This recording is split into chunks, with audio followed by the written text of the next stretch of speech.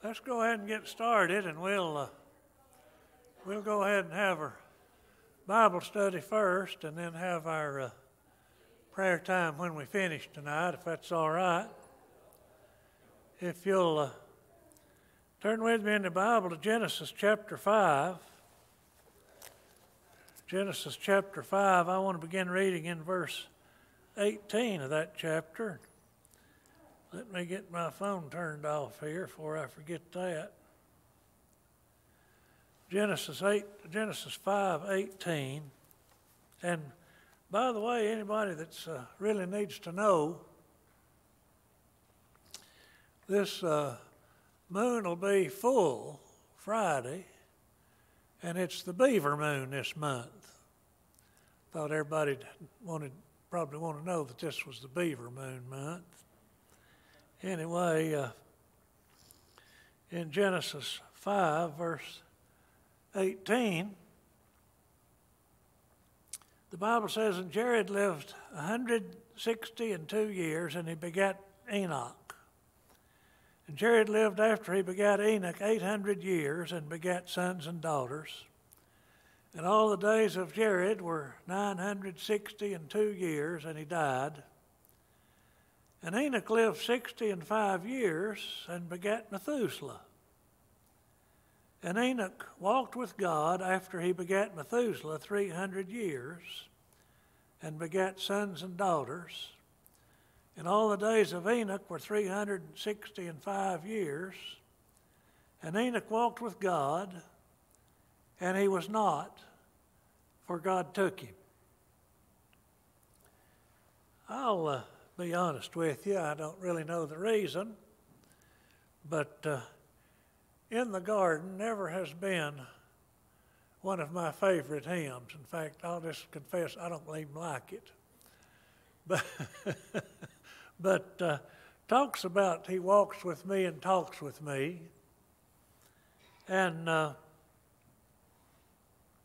says here, Enoch walked with God. What does it mean to walk with God? Wouldn't that be something that you and I would want to do, is walk with God? Sure sounds like it, but what all's involved in that? I mean, what's that all about? God indeed does want to walk with you, and you walk with Him. And maybe we can look at that a little bit tonight and learn about a little bit about walking with God from a man who walked with God, a man named Enoch. Enoch lived during some dark, dark days in history. He lived in the days leading up to the destruction of the earth by flood. The world, you know the story, the world had become so wicked and so rotten that God decided just to wipe that society out and start all over. And those were the days in which Enoch lived. Days leading up to that flood that Enoch lived. It was an age of permissiveness, no conscience, no restrictions. Everybody did his own thing, no matter how foul, no matter how filthy his lifestyle. Whatever the filthy, foul lifestyle people wanted to live, society just kind of gave them a quiet nod of tolerance. Let it go. Look the other way. Don't really mind. It was an age of progressiveness in engineering and science and technology and those kinds of things. They had the technology to build the ark after God gave them the blueprints. So that was a pretty big feat, wasn't it? They were able to do that. During this time, there was a population explosion, and our pastors talked about that some recent messages about Babylon and the population explosion, how they all congregated in the cities. That's what was going on here. They were becoming an urban society. Men, having been driven from paradise, seek to gather together in groups and create their own paradise in great cities and build these great cities in which they would sort of have their own paradise, try to create their own paradise with God left out. God excluded from their paradise. And Enoch lived in a time when true faith had all but died out. There just wasn't much true faith left. Only the godly line of Seth had held fast to the faith, and they were becoming an ever-increasing minority. Those who held strongly to the faith were becoming more and more and more an increasing minority in the population. It was a time of godless men, a time of materialists, a time of humanists, a time of men with no interest whatsoever in God. And they began even to delve, to delve into the depths and the mysteries of the occult and Satanism and into the deep, dark things of Satan. And if you study this, such atrocities occurred as a result of that God finally just decided, I'm just going to shut it all down with a flood. And during those dark, godless days, lived a man named Enoch who walked with God. And he walked the streets of those great cities, and he looked around at the lives of those godless men and all of the filth and foulness and debauchery and ungodliness, and it just made him hungrier and hungrier to walk with God. You know something? That's about the kind of world we live in anymore. A world where any filthy and foul lifestyle is tolerated. A world where sexual deviants can strut proudly down Main Street, flying flags and beating drums and carrying rainbows. A society where marriage is just a convenience. People think nothing of disobeying God, just living together without marriage. We live in a world where New Age stuff just permeates our society. It's everywhere. And the true faith is becoming an ever-increasing minority in our population. Let me ask you something. Does that make you even more determined to walk with God? It did Enoch. Does it make you even more determined than ever to walk with God in this godless society we're living in? And Enoch began to discover some things about what it meant to walk with God. It's interesting to me, it looks like to me here, that Enoch's determination to walk with God occurred when he was 65 years old and his firstborn son, Methuselah, was born. Up until that time, we don't see anything about Enoch walking with God, but Methuselah was born. He had a young son now. And when that young son came along, I believe Enoch recognized he now had some responsibility. And Enoch made a change. Isn't it something about how, have you noticed that over the years, how that the awesome responsibility of raising a child can bring people closer to God when a child comes along?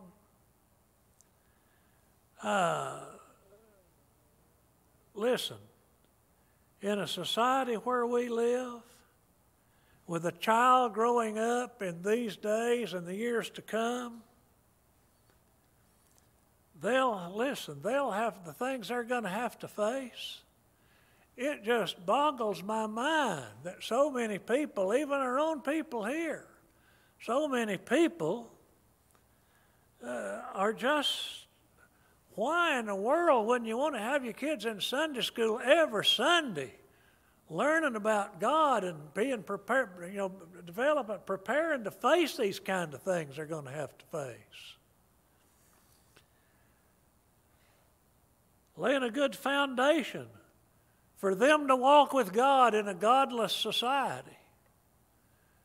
Enoch made that decision. When Methuselah came along, Enoch came from generations of preachers. If you look back through his background, his father and grandfather and great-grandfather, all down through their preachers. But he was like everybody else. He was the offspring of Adam, and I suppose that he was involved in some sins along the way until he lived to please himself for a while. And then he had Methuselah. And all that changed. At age 65, he had a conversion experience. It transformed him. And the things he used to love, he didn't love anymore. And the things he used to not love, he did love now. Just like you and I when we're converted and come to know Jesus. You know, we see it. I've seen it. Clifton's seen it all down through the years. People come to the altar, make some kind of decision, and leave and go right on off and live the same kind of old ungodly lifestyle they always did before they came down. Breaks your heart, but it happens sometimes. They never really converted. And the sad part about that is some of them think because they said some kind of words down at the altar that saved them, but their life never changed. Their lives have never changed, and they're lost as they ever were.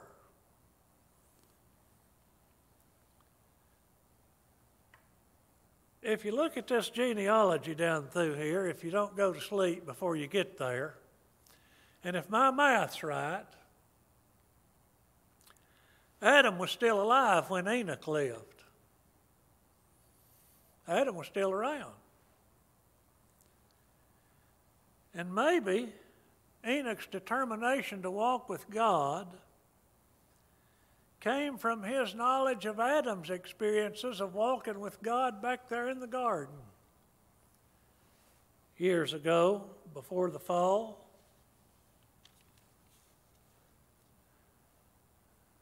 maybe many times, Enoch had talked with Adam. We don't know. And maybe even asked Adam's advice on some things along the way. And I can imagine Enoch asking one day, Adam, what was it like back there in the garden before sin came into the world? And I can imagine Adam saying something, just getting a faraway look in his eye and saying, oh, Enoch, it was glorious. It was paradise. Just like heaven. Every day, God came down in the cool of the day and he walked with me and he talked with me through the garden for hours and hours. Wonderful times we had together.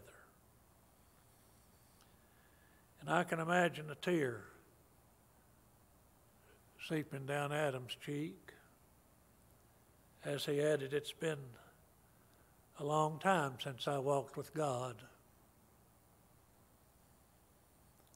And I can imagine Enoch at that point making a decision that changed his life and causing him to have a determination, I'm going to walk with God. And he did for 300 years or so. You know, somebody said Adam must have been the most unhappy man who ever lived. He was still alive. He looked around and saw what a mess the world was in. He looked around and saw a society that had become so godless that God decided just to shut it down. It had become so bad. And Adam saw that. And he walked through those cities.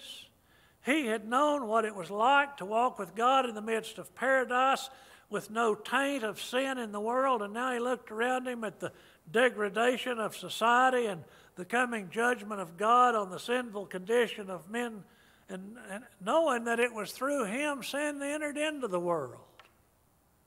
Through him, sin came in and got things in such a shape that a world that was now preparing itself for a flood. What a sad man he must have been.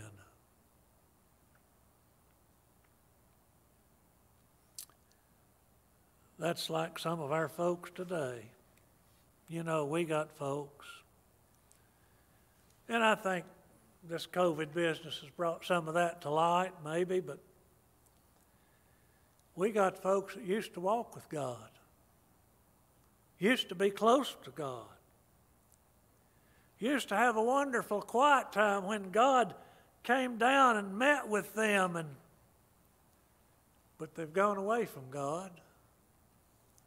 They don't really live for God anymore. They're not close to God anymore. I'm sure sometimes they can remember how wonderful it was back when they were close to God, and how much better things were for them and their family back in those days when they were really walking with God, but they're not walking with Him now. Back when they felt like they were worth something and their life counted for something. And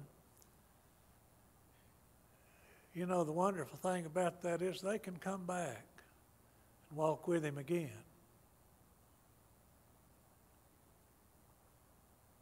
But Enoch simply pleased God and agreed with God. If you turn to Hebrews, over in the book of Hebrews, in chapter 11, verse 5, it says this in that great Hall of Faith chapter. It says, by faith, Enoch was translated that he should not see death, and was not found, because God had translated him. For before his translation, he had this testimony that he pleased God. Enoch pleased God. If you go through the Old Testament and go through that 400-year gap of silence and on into the New Testament, you'll find another man who pleased God. His name was Jesus. And God opened the heavens and shouted down, this is my beloved Son in whom I'm well pleased. So I think you can conclude from that if Enoch pleased God, he must have been living a godly life. He must have lived a Christ-like life if he pleased God. Jesus pleased God. The prophet Amos said, how can two walk together except they be agreed? Walking with God is simply agreeing with God and being of the same mind as God. Enoch maybe would be having his quiet time in the cool of the day and praying and walking and talking with God and experiencing the presence of God, and God say, Enoch, I'm really pleased that you love me.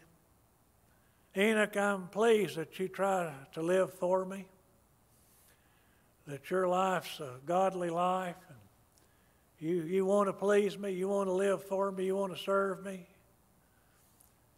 And Enoch, I'm so proud of you for the things you do, but you know something, Enoch? there's this little thing right over here in your life, and you know, that thing in your life doesn't please me at all. And Enoch, if you're going to do that, I just can't walk with you, you know. And Enoch's response would have been, God, I agree with you. You're right. And if that displeases you, I don't want that in my life, and I need your help to get that out of my life. I want my life to please you, and what you tell me is not pleasing to you, I don't want it there, and I want you to help me get it out of my life.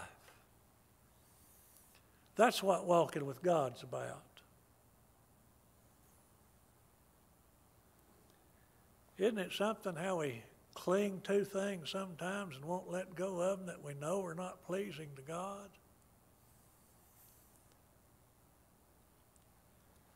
There's something else Enoch did that pleased God. Over in Jude, verses 14, 15, listen to what it says.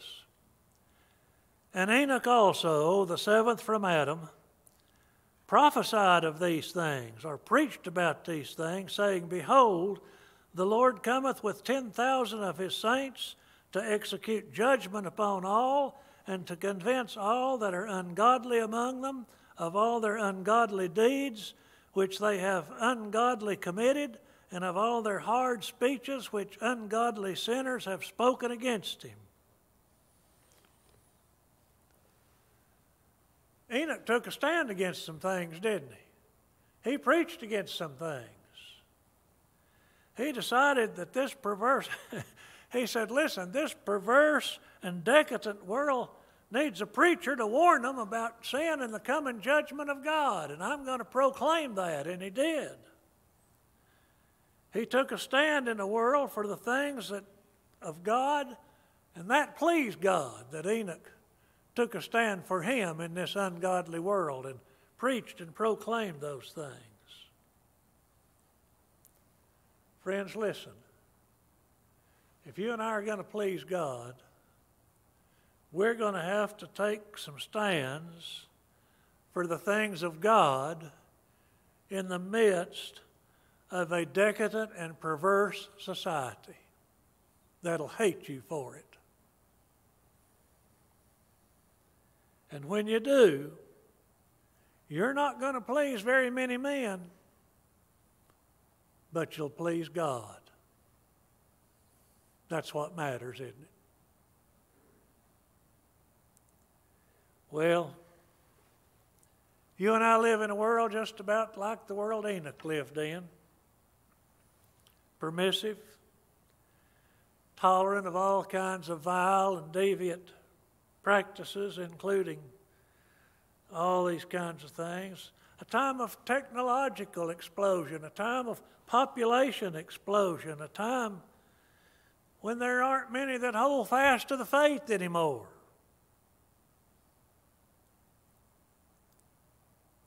Does that make you more determined to walk with God?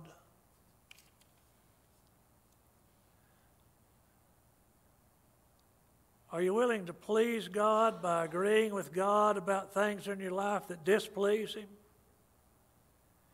And are you willing to please God by taking a stand for some things in the midst of that society?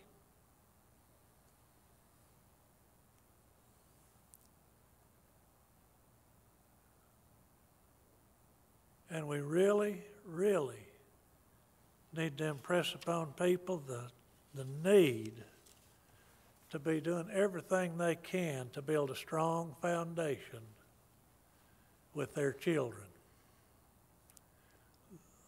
I suspect you and I can't imagine the kind of stuff they're going to have to face in about 25 or 30 years. Now, I'm not going to have to worry about that. I'll be out of here, probably. I don't expect that the Lord will let me stay 365 years like Enoch did. So I expect I'll be gone from here. But unless God, I'm telling you, unless God intervenes, unless there's a major movement of God, it's scary to think about the things that are coming, and we certainly need to be preparing our young people to face it and to be willing to take a stand for what's right and to live for God. What prayer needs do we have tonight? I'd like for you to remember the Curtis family. Brenda and I were down at the funeral last night for her cousin, but she has another cousin that lives right there next to this one that's wasn't able to come to the funeral. She's got hospice coming, and probably she's not going to last much longer. So just be in prayer for that whole Curtis family down there. And certainly remember Bert, his situation, his family. Others you know about? Okay. Others we need to pray for?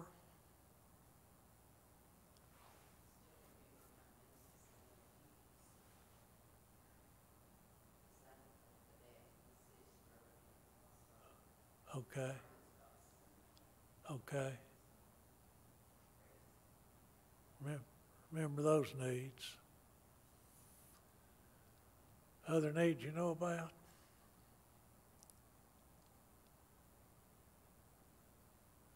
Yeah.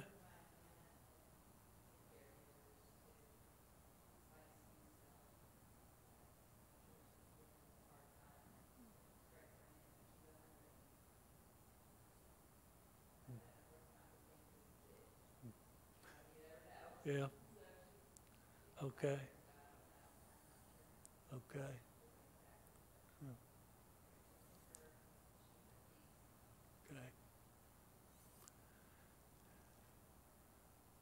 Any others?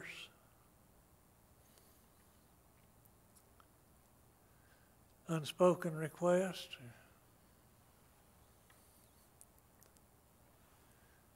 Well, let's go to the Lord in prayer together, and we'll be dismissed with this prayer also. Brother Tim, would you lead us in our prayer?